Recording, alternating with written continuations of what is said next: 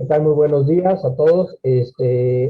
Como todos los sábados primeros de mes, tenemos la conferencia del Centro Mexicano de Sindonología. Le paso la voz al profesor Adolfo Orozco. Pues bienvenidos a todos para esta conferencia del mes de junio.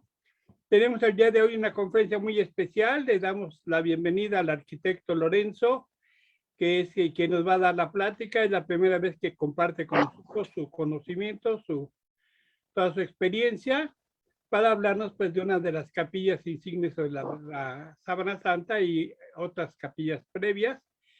Y pues nos da mucho gusto tenerlo aquí. Es un honor para nosotros que él nos acompañe con esta conferencia. Y le voy a pedir a la doctora Teresa Zorrilla que nos haga favor de presentarlo, lo conoce muy bien Tere. Muchas gracias, Adolfo, por darme el honor de presentar al arquitecto Lorenzo Aguilar, a quien estimo y quiero mucho como parte de mi familia. Tuve la dicha de conocerlo a él y a Margarita, su esposa, cuando estábamos prácticamente recién casados y nos encontramos, porque así Dios lo quiso, en el movimiento familiar cristiano. Hemos tenido muchas diosidencias. Hemos sido amigos muy cercanos del doctor Enrique Rivero Gordel, primer presidente del Centro Mexicano de Sindonología, del primer obispo de Ciudad Juárez, don Manuel Talamas Camandari, del señor cardenal Juan Sandoval, del obispo don Renato Asensio León, en fin, el padre Mario Rojas, el mejor guadalupanólogo que ha habido en la historia de la Virgen de Guadalupe, el moderno Juan Dieguito. Entonces tenemos muchas diosidencias y aparte de eso la gran amistad con su esposa, sus niñas, que han convivido desde la infancia con las mías. Lorenzo Aguilar Belanzón, su apellido es francés, su mamá era de origen francés. Él es ciudadano norteamericano, radica actualmente en El Paso, Texas, y tiene la profesión de arquitectura en donde tiene el grado de licenciatura y maestría. Estudió en los Estados Unidos de Norteamérica y él fue hecho en diferentes reconocimientos a nivel nacional en los Estados Unidos por su trabajo como arquitecto, y de los más sobresalientes son la medalla de oro que le otorgó el presidente Nixon de parte del Colegio de Arquitectos de Estados Unidos, electo por el presidente Clinton para encabezar el comité presidencial a favor de los niños, principalmente niños o menores con problemas de capacidad diferente desde el nivel mental. Entonces, en ese comité había nada más 12 personas que fueron electas, repito, por el presidente, y una de ellas fue el arquitecto Lorenzo Aguilar. Él convivió con personajes a nivel internacional como la doctora Margaret Bock, que fue una física que tuvo trabajos de investigación junto con Einstein y Oppenheimer. De esa altura eran los personajes que formaban parte de este comité, en el que Lorenzo fue electo para formar parte importante de esas 12 personas. Ahí también estuvo el hijo del presidente Kennedy, John Kennedy hijo. Él también formó parte de ese importantísimo comité. Lorenzo Aguilar es fundador de 3 importantes compañías de arquitectos en El Paso, Texas, que han tenido prestigio y proyección no solamente a nivel de los Estados Unidos, sino también de México, principalmente nuestra frontera, pero también a nivel internacional. Uno de ellos es la iglesia dedicada a la Santísima Virgen de Guadalupe en Kenia, y otros de ellos son proyectos como la embajada en Ecuador, donde Lorenzo fue el arquitecto selecto por el presidente para ser el representante en la embajada de Ecuador en ese proyecto de arquitectura.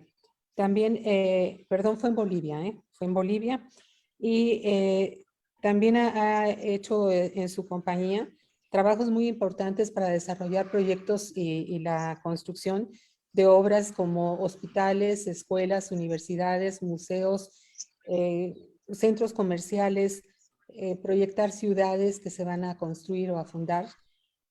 El trabajo de Lorenzo ha sido muy importante, de mucha relevancia, de mucho reconocimiento, de mucho impacto. Pero además de eso, sí es importante señalar que el arquitecto Lorenzo Aguilar forma parte de este Centro Mexicano de Sindonología, es miembro, y por muchos años estuvo también en contacto directamente con el doctor Rivero Borrell, a quien conoció, y con el padre Mario Rojas Sánchez, del que fue alumno por casi 15 años, aprendiendo de él el tema de la Virgen de Guadalupe y participando Lorenzo en algunas conferencias mediáticas sobre este tema. Lorenzo, además, para terminar, quiero decir que es una gran persona, es un gran esposo, un gran padre de familia, fue un gran hijo, es un gran amigo, un gran ciudadano y un hombre de fe de siempre, de Eucaristía prácticamente diaria, de rosario y de mucho compromiso social. Manifiesta su fe a través del servicio a los demás, porque así es como lo pide nuestro Señor. Y para mí de verdad es una gracia y un privilegio haberte podido presentar, Lorenzo. Bueno, muchas gracias, Tere. Muy bonita introducción, muy bonita presentación. Y lo primero que me pregunto es, ¿quién es ese señor? No lo reconozco. Pero, en fin, les agradezco mucho estar conmigo en este compartir, ¿verdad?, de lo poco que sé. En cuanto a lo que es la arquitectura y su relación a la capilla de Santa Síndone, la capilla del Guarini, como te referir así. Y quisiera compartir al principio, no precisamente una minucioso análisis de la misma construcción, sino más bien un resumen de cómo suceden este tipo de estructuras, en este tipo de iglesias. Siempre se dijo de que la arquitectura es la madre de las artes, y no por soberbia, sino el hecho es de que en la arquitectura, principalmente de las iglesias, ocurre algo muy bonito en base a la expresión humana. Si ve uno la arquitectura a través de la historia, uno se ve que lo primero que identifica una cultura es por su música, por su escrito, por su poderío militar, por su poderío económico, por su arquitectura, por su estructura, lo que se deja en 3 dimensiones. En muchas de las culturas, pues esto ha pasado a la deriva y no tenemos recuerdos o mucho que ver de muchas culturas. Sin embargo, a través de los siglos, después de la venida de nuestro Señor, vemos de que la iglesia, las capillas, las iglesias, los centros religiosos han contribuido en una manera extraordinaria al desarrollo de la cultura, del conocimiento a nivel mundial. Entonces vamos a empezar por esta, como dijimos, es la capilla de la Santa Síndone, es en Torino, está en Torino, Italia. Está hecho por el monje, se llamaba Guarino Guarini. Yo creo que Guarino es el nombre de pila y Guarini es de la familia a la cual pertenecía, no sé. Pero su nombre de pila es Camilo Guarino Guarini. Pero quisiera yo empezar de a dónde vino y de dónde vino este personaje y cómo fue de que él participó en el diseño y la construcción de esta estructura. El interior de la iglesia o la capilla del Guarini y es impresionante en su aspecto tanto exterior como el interior. Del exterior es impresionante, pero solamente sube uno como 5 pisos arriba del piso, arriba del suelo, para ver el domo, la cúpula que tiene la estructura. Y a eso es lo que vamos. Es una iglesia obviamente que tiene mucho acceso a mucha gente, precisamente por el hecho de que ahí se contiene la sábana santa. Pero vamos a ver qué es el elemento de la iglesia desde un principio.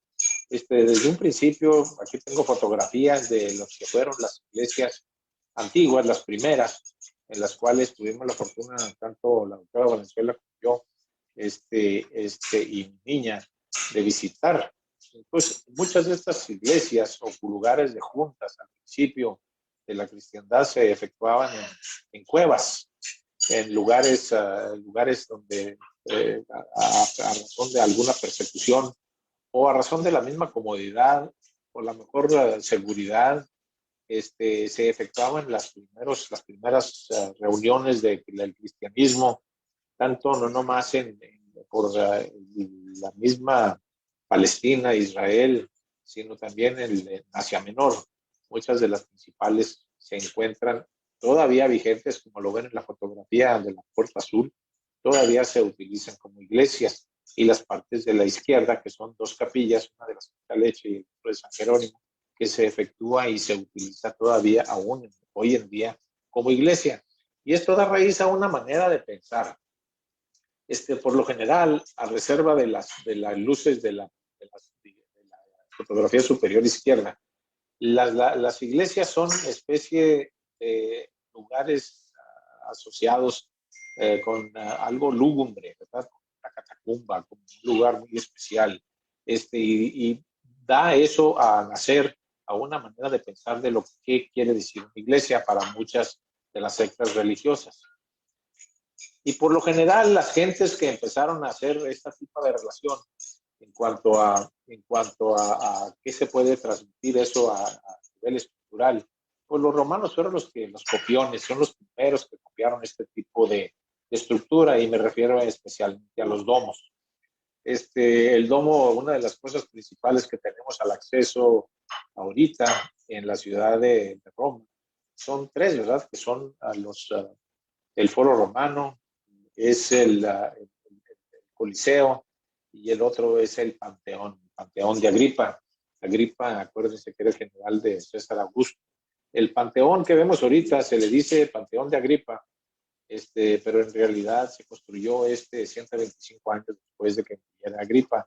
Esto sucedió durante el periodo se construyó después del periodo donde se quemó toda la ciudad de Roma.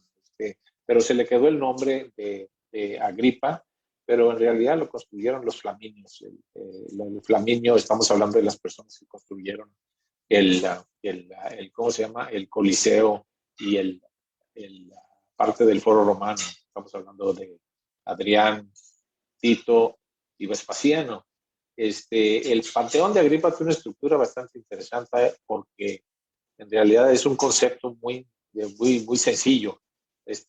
Copiaban los romanos en su sencillez todo lo que pudiera ayudarles a su civilización y cómo proyectar poder.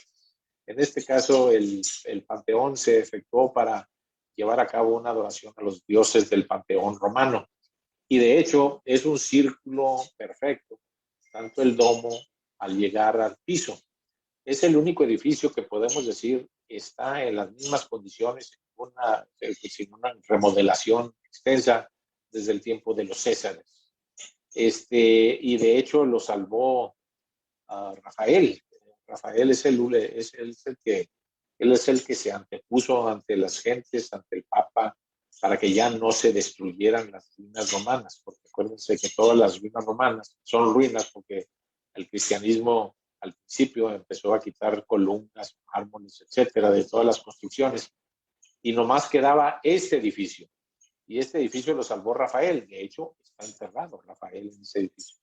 Entonces, ese es el concepto del panteón, pero este panteón viene del concepto de lo que nos enseña en esta pintura de la Capilla Sistina Miguel Ángel. Todo el mundo reconocemos el dedo, todos reconocemos el brazo, todo el mundo reconocemos la pintura, el estuco en el cielo de la Capilla Sistina. Lo que yo nunca hice hincapié hasta esta última visita que hicimos es de que el hecho de dónde sale la vida, en una especie de teología o filosofía de qué es el centro de la fe. Y esto lo recalca Miguel Ángel muy bien cuando pone a Dios Padre junto con querubines y ángeles en una especie de vientre maternal. Como que Dios nuestro Señor está en la parte de una mujer, y de ahí nace el hombre y hace. De hecho, es la segunda pintura después la segunda pintura del centro de la Capilla Sistina, pero porque la primera pintura en la Capilla Sistina es donde Dios crea a la mujer. Entonces la mujer, el vientre, tiene mucho que ver con lo que puede ser el principio de una casa, una iglesia, un lugar de celebrar misa en la antigüedad. Los que tomaron mucho esto a corazón, o sea, lo utilizaron muchísimo y todavía lo siguen utilizando, son la iglesia ortodoxa, y vemos que por todo el oriente, muchas, o si no todas, las iglesias ortodoxas tienen domos o subdomos o mitad de domos como su tema principal en cuanto a rendimiento el culto al cristianismo, que fue a lo que es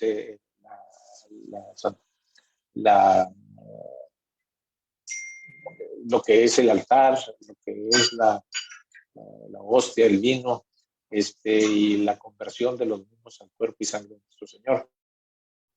Justiniano en su primera, la obra principal que hizo durante el reino, el Imperio Romano, es la Hagia Sofía, que no tenía nombre, es una iglesia ortodoxa que se perdió a causa de después de las cruzadas, cuando los otomanes y los musulmanes tomaron posesión de esa parte del mundo. Entonces, ahorita esto, salve las adiciones a las minaretas que están en las cuatro esquinas de la iglesia, son una serie de domos. Lo vemos perfectamente bien cómo se ve con toda la iluminación del mundo, pero cuando se ve adentro, por lo general son lugares oscuros, frescos, que es parte de la cultura de esa gente, de ese lugar del mundo. Acuérdense que las cuevas y todos los lugares que tenemos nosotros como arquitectura en esa parte del mundo son la arquitectura que tienen ventanas chicas y de hecho tienen una especie de lo que le decimos nosotros slats, como un screen, no sé cómo explicarlo, donde el aire pasa y adquiere una frescura. Entonces, los lugares estos están a una temperatura menor que el exterior, pero a la misma vez se presta esa condición de clima basado en la iluminación, no entra el sol. Entonces, esos lugares son lúgubres. Entonces, esa parte de ese sentimiento hace eco al hecho de que está la gente rendiendo culto en el vientre de la Santa Madre Iglesia. Y vemos que muchos de las iglesias que del Medio Oriente tienen ese aspecto y esa raíz. Por lo general, los templos ortodoxos tienen esos elementos, los domos. Entonces pasamos esto sucedió alrededor del año 500. Entonces, ahorita nos vamos a pasar al año 1300, 1000 años después. Estamos hablando de aquí, vamos a hacer los análisis del domo como elemento principal del rendimiento culto del cristianismo. Acordémonos de que se le dice a la arquitectura la madre de las artes, y no por una especie de, como les dije, de orgullo o de presumir, pero el hecho es de que una iglesia siempre contuvo adentro de la iglesia las artes, o sea, había coro, había canto, había poesía, literatura, había visiones artísticas, baile, obras de arte, obras de escultura y obras de teatro. De hecho, parte de las personas que iniciaron los teatro moderno fueron los jesuitas, inclusive. Pues todo eso lo encontraba la gente adentro de una iglesia. La iglesia era un elemento didáctico en el cual toda la historia o toda la cultura de la Biblia, la historia de la Biblia, estaba adentro de la iglesia. Ahora, pongo la iglesia de Santa María de la Fiore en Florencia como el ejemplo en el cual quiero iniciar, porque en realidad la Catedral de Florencia es para mí, si no la iglesia de más impacto que he tenido, una D. Esta iglesia, como la ven a la izquierda, obviamente no tenía todo el recubrimiento. La iglesia se construyó arriba de unas ruinas de una iglesia anterior, ubicada a la Santa Pencarta. Este templo no tenía domo, estaba demasiado alto, no sabían cómo hacer un domo, y de hecho no podían hacer el domo tipo Partenón o Panteón, disculpen, porque no sabían estructuralmente cómo hacerlo. Y como todos los buenos florentinos siempre hacían competencia para todo. Y uno de las personas que compitieron, dos destacados, un señor Ghiberti, y los dos eran joyeros, por cierto, Ghiberti y el otro Brunelleschi. Filippo Brunelleschi y rindió la competencia y les dijo, yo les puedo hacer el domo, y le preguntaban cómo lo va a hacer, y le digo, yo les puedo hacer el domo, ustedes tienen que confiar que yo sé cómo hacerlo. Y obviamente es una persona bastante joven, joyero, no muy conocido, como arquitecto y constructor no lo conocían, pero como joyero sí. Por eso le permitieron la construcción, participar en la competencia. Le dijeron que no, y sin embargo no le dieron el trabajo a nadie. Entonces Brunelleschi, pues enojado, se fue a Roma por varios años, me imagino, estudiando todas las estructuras de la antigüedad, y regresó, y la primera comisión que le dieron fueron los Medici. Los Medici les dieron en la construcción de se le puede decir la iglesia de los Medici, San Lorenzo. San Lorenzo en Florencia fue la estructura en la cual Brunelleschi construyó el domo. Ahí, aquí está una fotografía de Brunelleschi. Ustedes podrían ver esa figura en muchas obras de arte a través de los siglos. Y una de las cosas importantes es de que el domo no interrumpió la función del interior de San Lorenzo. O sea, el domo y toda su construcción se efectuó arriba. Tenía una escalera para subir y no había ningún elemento de apoyo en el piso. Todo se llevaba a cabo arriba del punto de arriba de este arco que estamos viendo. La gente se dio cuenta y les dijo, le ofrecieron entonces la comisión a Brunelleschi del domo principal de Santa María de la Fiore, al ver cómo quedó el domo de San Lorenzo. Entonces, Santa María de la Fiore, siendo una de las iglesias más codiciadas, ¿verdad? En cuanto a trabajo, Brunelleschi estaba muy contento, pero le pusieron la condición de que tenía que estar bajo la tutela o el mando de su rival, de Ghiberti. Ghiberti era joyero y Ghiberti se discutió porque él es el que hizo las puertas del Bautisterio, que es el edificio del domo a la izquierda en esta fotografía. Increíble, una obra de arte extraordinaria. Él estaba haciendo las puertas y le dieron el trabajo a Brunelleschi. Le pagaban más que a Brunelleschi y Ghiberti no hacía nada. Cuando empezó la obra, Brunelleschi empezó con la obra y empezó a hacer los andamios, como lo iban a hacer. Y básicamente lo que hizo Brunelleschi, si le empiezan a entender cuáles son las bases de la construcción, aquí les puse unos apuntes para que se dieran cuenta cuáles son los tipos de arco. ¿Okay? Aquí estamos arriba, a la izquierda, tenemos un arco de 2 puntos, en el cual hay un arco y hay 2 soportes abajo, 2 apoyos abajo, y la junta se junta en la punta de las bases, ¿verdad? Este es un arco de 2 puntos. Hay muchos ejemplos de este tipo de construcción. El arco de 3 puntos es el arco que tiene 2 puntos abajo y 1 punto arriba. Esos puntos son la parte esencial de los pesos que trae un arco. En este tipo de construcción vemos muchas construcciones de este tipo, por lo general. Una de las principales son la Gare de París, o sea, la estación de ferrocarril de París, y muchos otros. Vemos el tercero, el arco fijo. El arco fijo es el arco del Panteón, o sea, es un arco fijo. El otro es la parábola, el arco parabólico. El arco parabólico es un arco en el cual utilizan mucho los puentes, tanto el puente de San Francisco, muchos de los puentes en el cual hay una cadena, como lo ven en la parte de la derecha de esa figura, y de ahí es donde se vienen todas las fuerzas a igual distancia en la parte del puente. Se utiliza esto precisamente por el peso del puente. Y la última es la catenaria. La catenaria tiene la virtud de que matemáticamente, físicamente, esa forma que tiene el peso igual a través de la línea de la catenaria, si lo voltea uno, si se forma una cuerda y lo detiene uno en las dos puntas, si voltea uno, en teoría, esa catenaria y la voltea uno al revés, mantiene su misma forma y puede detenerse, porque las fuerzas están distribuidas.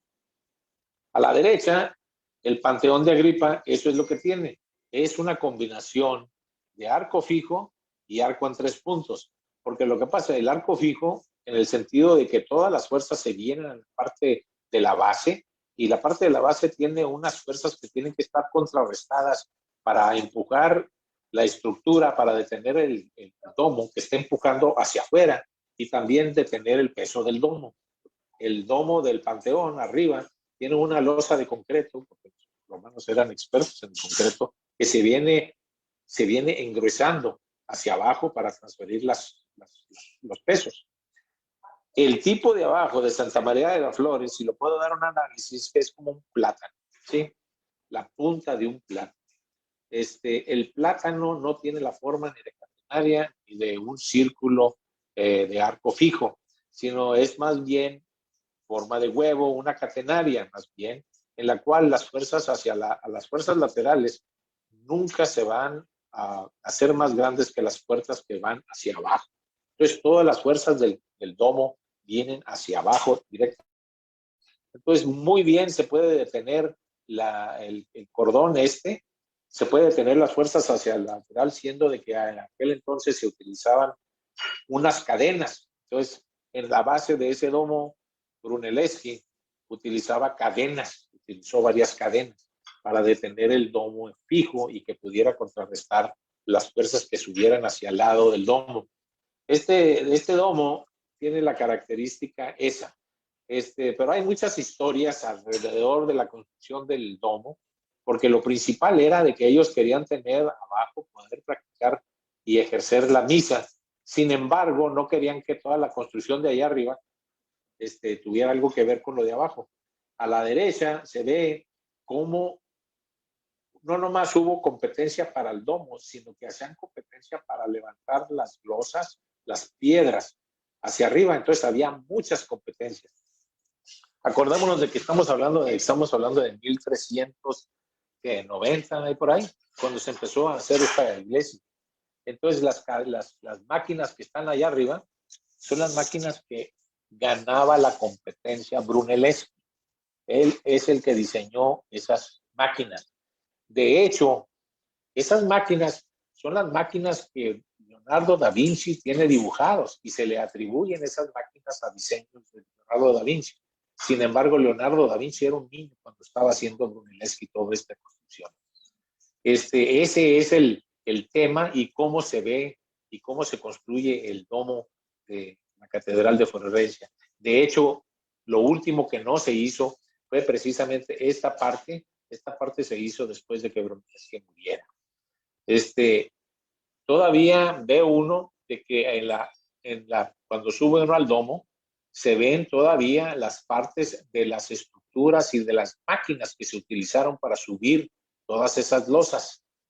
Y de hecho, ahí los estamos viendo. Es un lugar donde, si está uno interesado en ingeniería y en construcción, es extraordinario porque es una obra de análisis. De hecho, cuando se le dio la comisión a Miguel Ángel de hacer el domo de San Pedro, la respuesta de Miguel Ángel al Papa fue: se lo puede hacer más grande, pero no se lo puedo hacer más bello. Acuérdense que Miguel Ángel era florentino. Y de hecho, parte del estudio que tuvo que llevar a cabo Miguel Ángel es en la losa y cómo tendría que construirse el domo para contrarrestar todas las fuerzas. Fíjense bien acá del lado izquierdo, fíjense bien cómo las losas son de diferentes tamaños, espesores en ciertos lugares, y cómo están construidos en diferentes formas y diferentes patrones, diferentes localidades, cómo se colocan. Entonces tenemos varias veces, ven acá a la izquierda y ven acá a la derecha, y luego ven a la arriba, a la izquierda, y luego ven cómo varía la estructura a medida que va subiendo el domo. De hecho, Brunelleschi les puso un 4 a los dirigentes que le dieron el trabajo. Acuérdense de que Ghiberti estaba a cargo de la obra y supervisaba a Brunelleschi. Pues Brunelleschi se enfermó. Dije, me voy a enfermar. Y se acostó. No lo podía levantar. Entonces le fueron y le pidieron varios días que se levantara. Y pusieron a Ghiberti a que continuara la obra. Y Ghiberti tomó cargo de la obra por una semana. Y de repente, al acabar de 7 días, milagrosamente, Brunelleschi se alivió. Y corriendo hacia el domo, subió y fue y tiró todo lo que hizo Ghiberti, diciendo de que si seguía haciendo eso se iba a caer el domo. Por lo tanto, corrieron a Ghiberti, le dieron el trabajo completamente a Brunelleschi. Ghiberti se dedicó a terminar sus puertas y Brunelleschi se dedicó a terminar el domo. El domo de San Pedro, como habíamos platicado, es el siguiente domo que utiliza mucho de lo que que construyó Brunelleschi. Acuérdense de que Miguel Ángel estamos hablando de 1500, ¿ok? Y estamos hablando de que Brunelleschi estamos hablando de 1400, 100 años después. ¿Sí? Y aquí tenemos la figura de Brunelleschi, perdón, de Miguel Ángel, y el arquitecto que hizo la parte de abajo, la cimentación, todo lo que es la parte de abajo del dom, del San Pedro, se llamaba Andrea Bramante. Y ahí está la figura de Andrea Bramante, ahí arriba. El interior del edificio de San Pedro es imponente y vemos toda la expresión extraordinario de una manera, de un estilo barroco en el interior, básicamente expresando lo que es el catolicismo, la fe, etcétera. Y estamos hablando de que estamos en el periodo de la Contrarreforma. Entonces, esto y la expresión en el interior del edificio y de muchos edificios de ese entonces es el hecho de que la iglesia es un hacer presente a toda la concurrencia de la presencia de Dios en ese edificio. Entonces, era lo más cercano que podía la gente en aquel entonces ir a estar en el cielo. Visitar una iglesia en sí era un acontecimiento. Entonces vamos ahorita nosotros a la parte de la parte barroca, en el cual vemos que uno de los principales arquitectos o representantes de lo que es ese movimiento es Lorenzo Bernini. Bernini ¿cómo se llama? Era un extraordinario artista, ¿ok?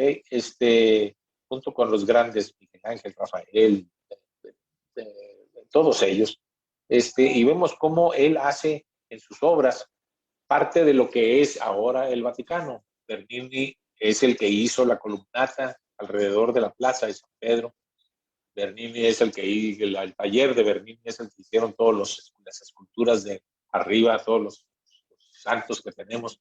Bernini en la parte inferior izquierda es el que hizo el baldachino que está arriba del altar de San Pedro, y de hecho es una obra técnicamente casi imposible de hacer hoy en día, puesto que cada una de esas columnas se hizo en bronce y de una sola colada. Es imposible ver eso, una sola colada.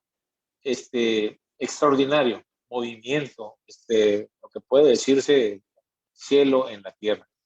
La parte de arriba, música, en el sentido de que cuando ve uno la escala de España, ve uno de que la escalera enfrente de la Piazza de España, ve uno cómo en realidad en 3 dimensiones empieza a reflejar lo que es la música de aquel entonces. Entonces es una especie de baile que va uno subiendo en las escaleras hasta llegar arriba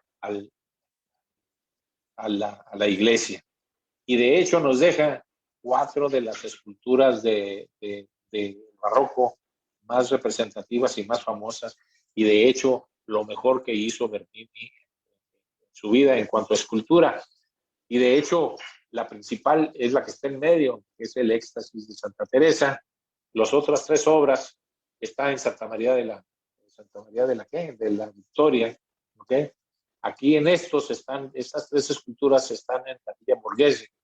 De hecho, esta parte de la escultura de la derecha es la cara de Bernini, es el David. Otro arquitecto, este señor se llamaba Borromini. Borromini era la competencia de Bernini. Este señor expresó la arquitectura en una exuberancia entonces y hasta ahora no vista. Vean ustedes uno de los templos. Este templo es el templo San Carlo alla Quattrofontane, está por el Quirinal en Roma, pero una de las cosas importantes, tanto en plano como lo ven, es una forma ovalada con lo que le dicen capillas al lado, y la entrada se hace por medio de esa serie de columnas que tienen una expresión de movimiento extraordinario. O sea, hagan de cuenta que es plastilina esa fachada. El proceso de entrar es varios espacios culminando en el domo ese que se ve a la mano de izquierda. Todo el detalle que se ve en el exterior, así como lo ven ustedes en la parte de abajo izquierda, ¿verdad? Donde todo lo que es la parte estructural de las columnas corintias, los ángeles, todo lo que es el medallón en medio del edificio, no tiene la forma normal y corriente, sino es un movimiento extraordinario. A mano derecha es cuando ve uno cómo se conjuga todo ese concepto de movimiento, de luz, de detalle, de exuberancia, las columnas chuecas, las columnas, ¿cómo se llama? Formando una manera sensual de expresión. Vean ustedes cómo la parte de abajo, esa segunda columna de la derecha a la izquierda, cómo llega y se transfiere al arco superior. Y esos arcos no son arcos perfectos, son arcos imperfectos, como es el domo. El domo es imperfecto, pero es una exuberancia y es una sensualidad que no se ve en ningún otro arquitecto. Eran enemigos acérrimos, él y Bernini. Este es el domo que acabamos de ver. Este es otro de los domos que se efectuó Borromini. Estamos hablando de la iglesia San Agnese, que está en la parte de abajo a la izquierda. Esta iglesia se encuentra en la Piazza Navona y enfrente de él está la estatua muy reconocida como la estatua de los 4 ríos. Cosa interesante. Este es otra de las iglesias que efectuó Borromini. Hizo varias iglesias, esta es una de ellas y de momento no me acuerdo. Pero vemos aquí, ¿ok? Vemos aquí a la parte de abajo, que estos son detalles interesantes para mí, ¿entiendes? El detalle de la fuente de Bernini, enfrente de la iglesia de Borromini. Uno de los 4 ríos es este, que está abajo a la izquierda.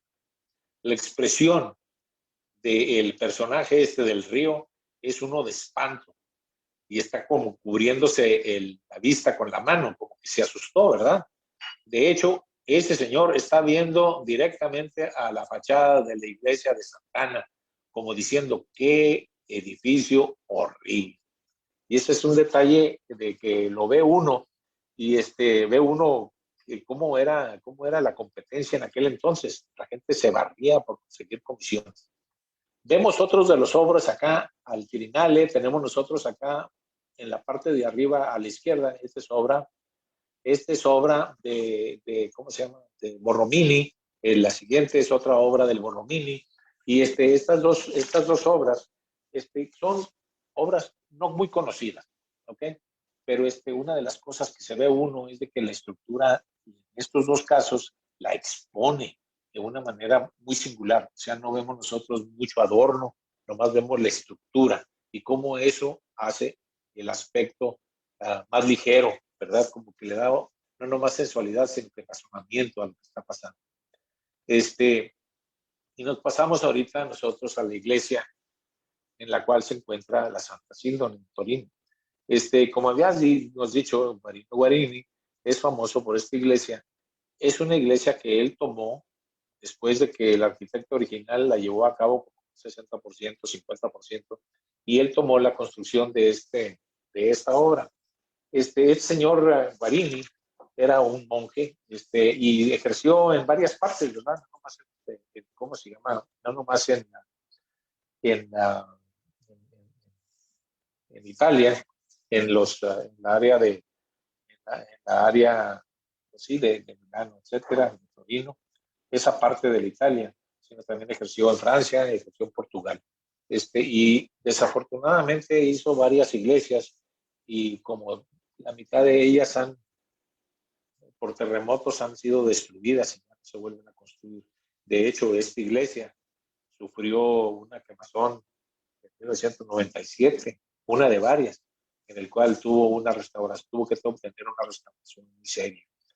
El domo, el domo que tenemos aquí del Guarini es una obra bastante interesante por el hecho de que forma, como vemos, una especie de figura, ¿cómo se llama? No lo vemos como lo vimos en el Panteón, que es un círculo, sino básicamente es una especie de piña, lo que vemos en la parte de arriba. Y lo vemos acá en la parte izquierda. Razonablemente vemos cómo funciona la estructura de del domo. El hecho del domo es todos son una serie de arcos que están contrapunteados en la parte del centro del domo inferior, y los domos son del mismo tamaño, los arcos son del mismo tamaño, y todo arco en su base está apoyado en la piedra anular del arco inferior. Lo que tiene de notable de esto es de que, como ven la parte izquierda, la parte derecha abajo, es de que esos domos van inclinados, van no derechos, sino que van inclinados, como que se inclina para hacer un domo, para formar la parte de la piña. Y vemos que la parte del medio deja un claro. Y este claro, si lo vemos así como lo vemos en el interior, vemos de que este claro da a caber luz. Y esta luz contribuye a que se exprese mucho más que de costumbre o que se pueda ver el arco en sí. Entonces, da una expresión de luz extraordinaria, porque ningún otro domo que yo conozco tiene esa característica, que el domo en sí permita iluminación hacia el interior. Y vemos en la parte de arriba, izquierda, de que viéndolo desde abajo, hay una ilusión en el cual esa estructura da la apariencia de una corona de espinas. Es el tema que siempre me llamó mucho la atención, porque viéndolo de abajo, sí es en realidad una corona de espinas lo que está sobre el altar. Y va muy consiguiente a los conceptos que tienen muchas otras iglesias, que la estructura en sí dice algo al feligrés, dice algo. En realidad, la que tenemos nosotros más palpable para mí es la Sagrada Familia. La Sagrada Familia, por el arquitecto Gaudí, ¿ok? Es una de las estructuras que personifican más de los conceptos que tenemos de la antigüedad. Esta estructura se diseña, vulgarmente, se diseña patas para abajo, patas para arriba, para que veas, ¿verdad? Porque todas estas estructuras están detenidas única y exclusivamente por gravedad. Son piedra. Esta estructura lleva a conjugar el concepto de la catenaria. La catenaria, acuérdense que vimos la catenaria hacia abajo y que se mantiene su forma si la voltea uno hacia arriba. Esto es precisamente lo que pasa en la Sagrada Familia. Sin embargo, la adición es de que como estructura didáctica es extraordinario, porque la creación está personificada en las entradas de las fachadas, en la cual se ve figuras innumerables en las cuales se ven el nacimiento de nuestro Señor, etc. Esto se lleva a cabo por una cultura de construcción en esa parte del mundo que se llama ¿cómo se llama? Loseta catalana. La loseta catalana, las gentes de Barcelona y esa parte del mundo son famosos por sus estructuras utilizando este tipo de ladrillo, y también por el hecho de que hacen ¿cómo se llama? Fierro forjado extraordinariamente bien. Entonces vemos aquí varias cosas en las cuales la estructura catalana son una serie de ladrillos, de canto, señores, de canto. Canto quiere decir que el ladrillo está parado, no de lado. Y esta es la parte superior de un techo, que es la pedrera, se llama la Casa Milán, Barcelona. Esta es la parte inferior de la Sagrada Familia, una de sus capillas interiores también en la estructura de canto. Y esto es uno de los cielos de la escuela de la Sagrada Familia. Este es el techo, este es el interior del techo.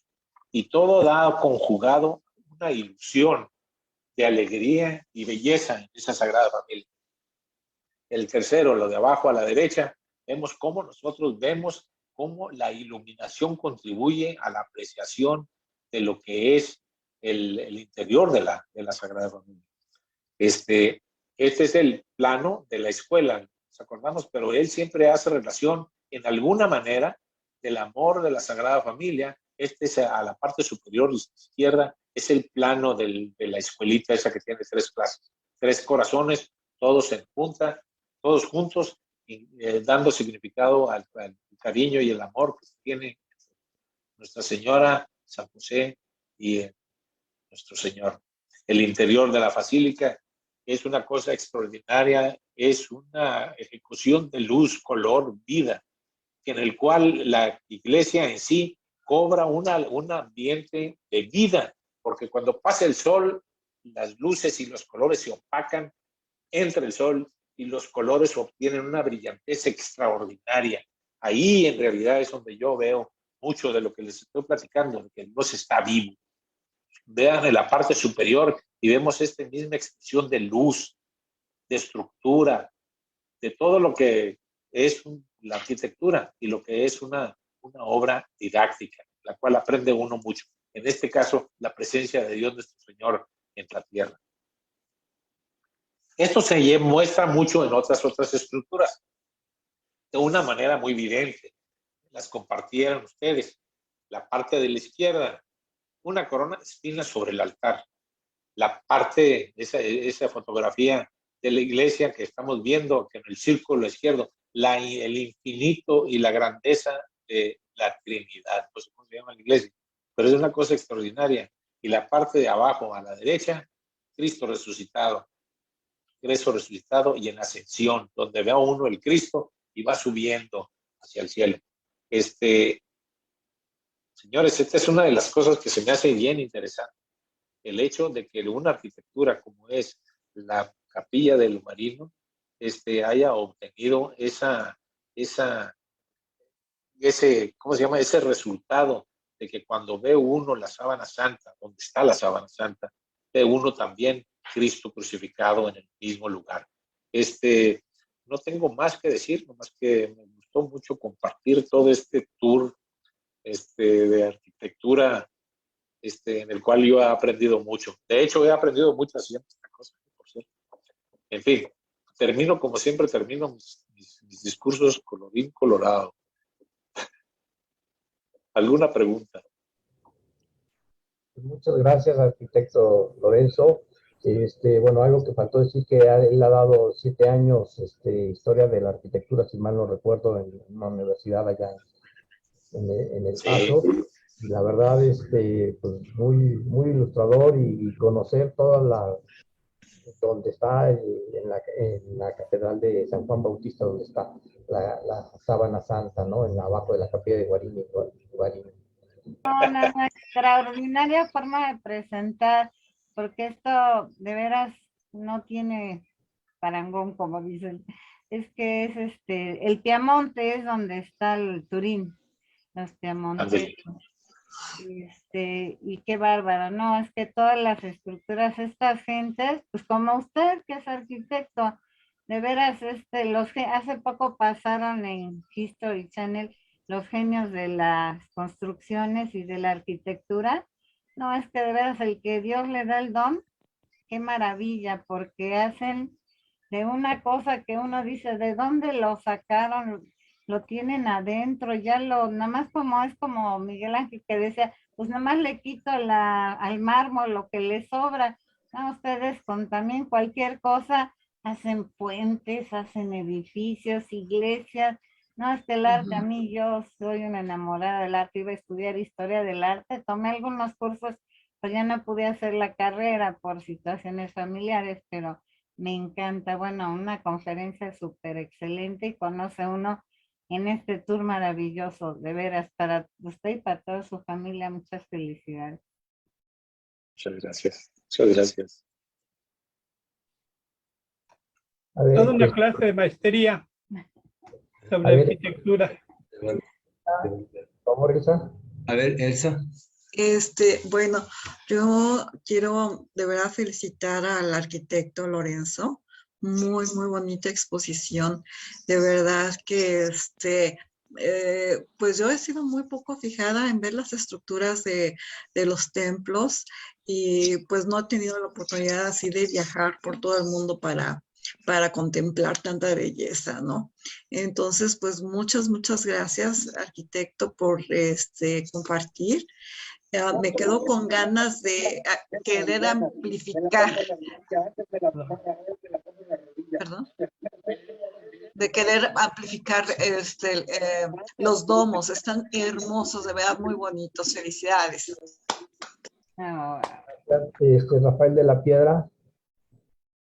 Bueno, me uno a las felicitaciones, arquitecto. Ha sido una lección que el tiempo nos quedó corto. Quisiera preguntar algo muy concreto. ¿Usted sabe acerca de la restauración de la capilla? ¿En qué estado quedó? Si ha usted profundizado en eso, ¿nos podría ilustrar un poco? ¿En qué estado No, está actualmente?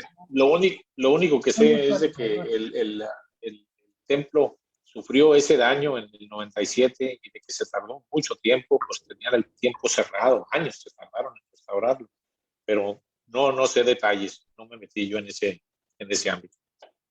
De hecho, creo que la capilla ya quedó completamente restaurada y se acaba de, creo que este año se inauguró, ya como quedó finalmente. ¿Algo, Adolfo?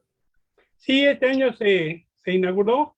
Trataron de restituirla tal como era antes, lo que lograron en muchos aspectos, pero desde luego no completamente, porque pues cosas de las que se perdieron fueron los restos de varios de los reyes de Italia que estaban ahí enterrados. Pero desde el punto de vista arquitectónico creo que quedó igual de como estaba antes. Por eso se tardó tanto, porque quisieron restaurarla para que quedara pues como estaba originalmente. Pero sí, ya está abierto al público. 25 años se tardaron. 25 años. ¿Usaron los mismos materiales? ¿Usaron la misma arquitectura? Era un poco mi inquietud. Sí,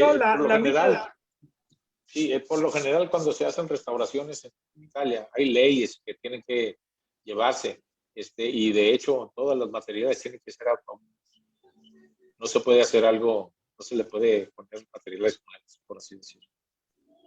De hecho, la misa de la Sábana Santa que celebraron este año, el 4 de mayo, fue ya en la capilla restaurada. Órale.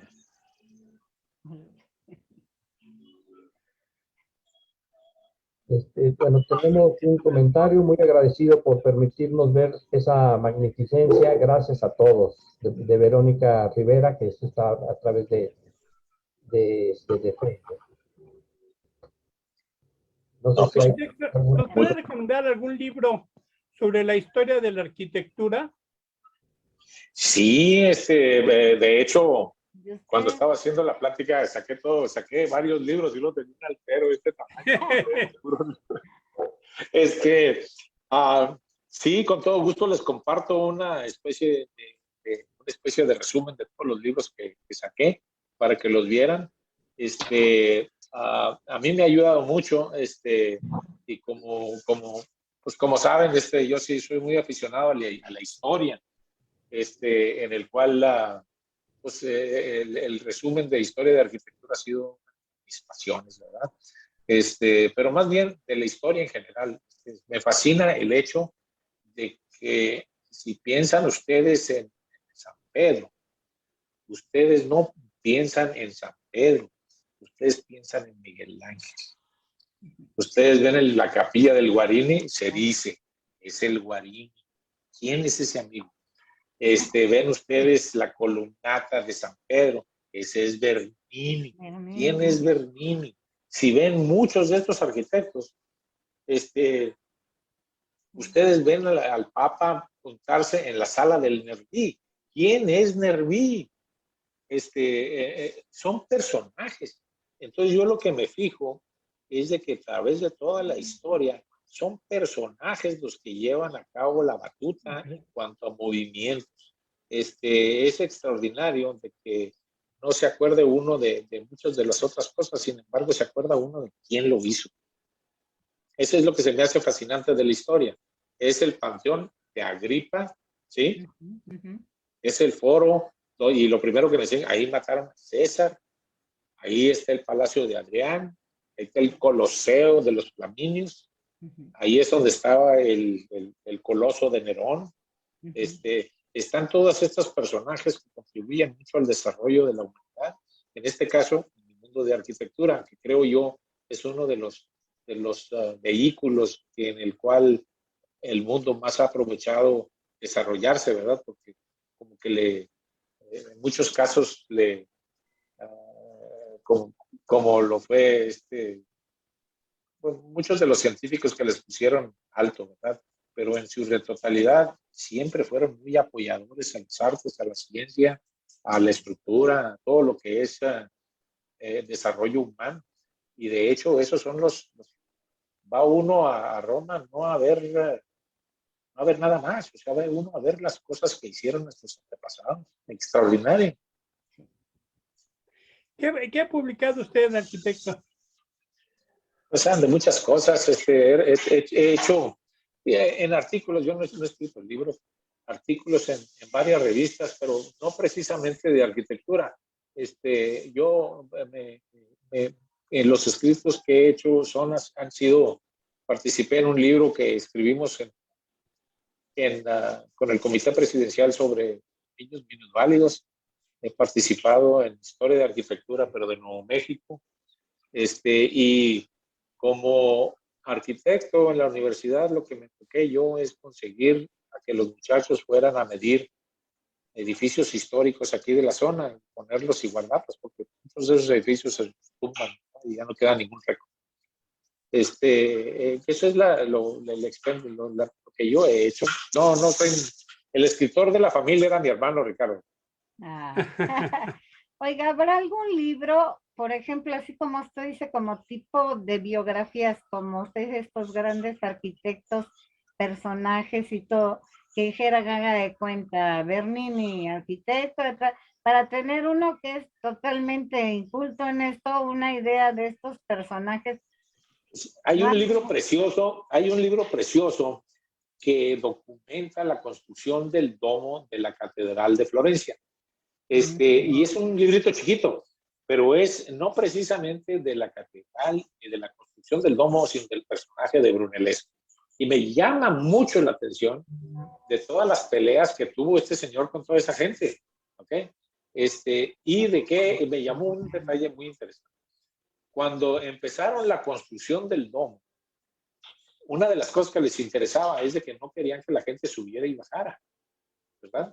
Y por eso se le dio la obra a Brunelleschi, porque era más barato. O sea, la gente subía, allá había cocinas, allá arriba, había cocinas, había baño, había todo, había agua, etc. Entonces la gente no bajaba. Por eso se le dio la obra. Y la otra razón que me llamó mucho la atención es de que el primer día, cuando le dieron la obra y juntó su equipo, Brunelleschi, se subieron todos allá arriba de la pared. Es una pared como de 3 metros de ancho, una cosa grandotota, ancha. Y tuvieron una fiesta allá arriba con vino y melón. Se llevaron unos melones, se llevaron botellas de vino y se pusieron allá una fiesta arriba de la pared de la Catedral de Florencia. Se me hace un detalle interesantísimo. ¿Quién se le hubiera ocurrido tener una fiesta allá arriba? Pero eso sucedió. ¿No se cayó nadie? No se cayó nadie. De hecho, yo no he leído a ninguno que se haya matado, que se haya muerto, que se haya caído durante la construcción de esa obra. Es interesante. Estos libros ya ahorita no se consiguen, ¿verdad? Ninguno. Pues mire, yo no sé, yo les pasaré los títulos. Me imagino que sí se conseguirán, pero ¿Hígado? ¿qué? Mejor. ¿Mejor? No lo escuché.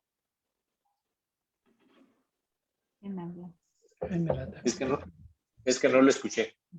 No, les voy a mandar la lista para que los tengan.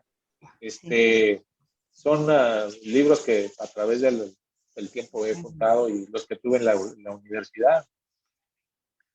Este amor a la historia es de primaria, de la señorita Álvarez, la María Martínez, en Ciudad Juárez.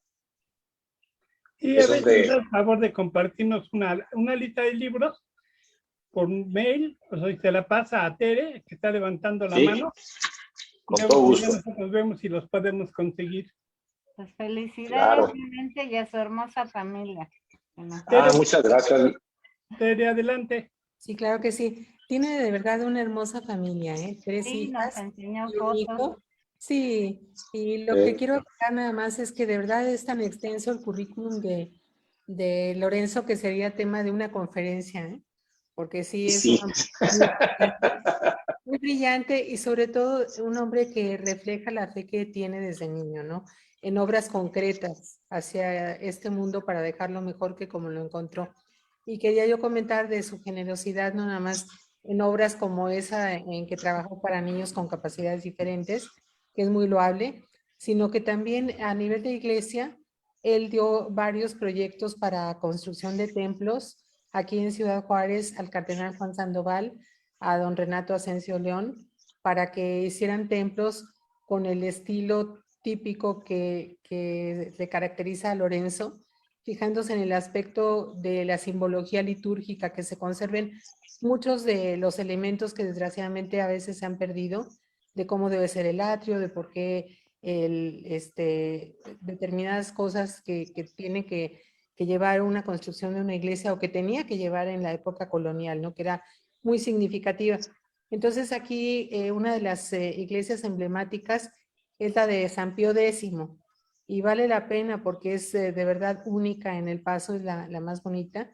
Una serie de vitrales que da una luz, como dice él, maneja el tema de la luz de una manera extraordinaria. Muy bonita, tiene un atrio donde permite la convivencia antes y después de la misa de las familias, donde los niños pueden llevar ahí sus patinetas y todo. Hay árboles, bancas y todo para que la gente conviva antes o después de la Eucaristía. Y también, bueno, el templo ese de África y muchos otros que donó como proyectos desinteresadamente. Entonces, sí, no quería dejar de comentar ese detalle de Lorenzo.